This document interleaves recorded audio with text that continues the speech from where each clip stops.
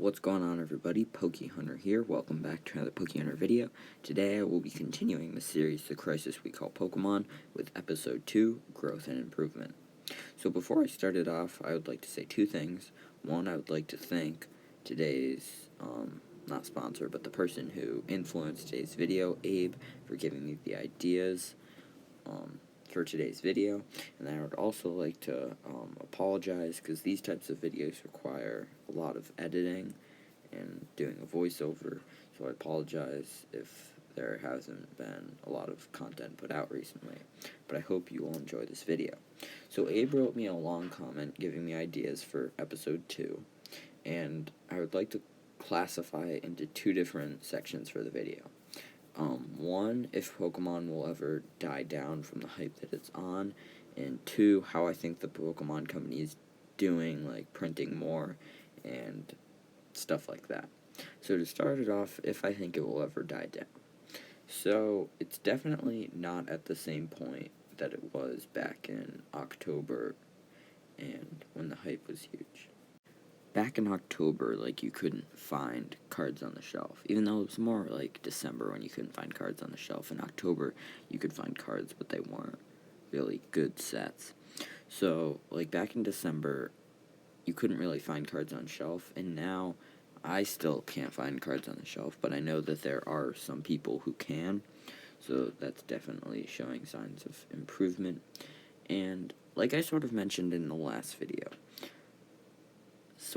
Logan Paul introduced a lot of people to the hobby, and we're starting to see people, like, realizing that there's more, like, now that the hype is dying down, there's not as much profitability to be made, and so, like, the true collectors and the people who found the hobby and love the hobby are going to continue with the hobby, and that's, like, I was looking on Amazon, and you can buy, Amazon and eBay, and you can buy a Battle Styles booster box for, like, $110, which to me is a really good deal, but people have been complaining about the pull rates in Battle Styles. But anyway, and that's starting to show the price is dying down, and people are starting to find cards in stores, so that's definitely showing a lot of growth and change.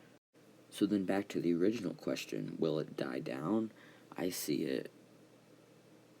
the hype decreasing, and to me it just depends, like, how many people decide to stick with the hobby.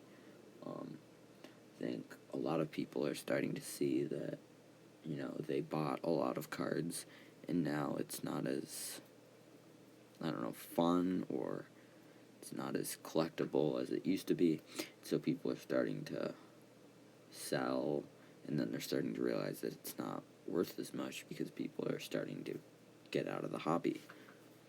So for a final answer, yes, I think it's going to die down substantially, but not to the point where it was before the hype.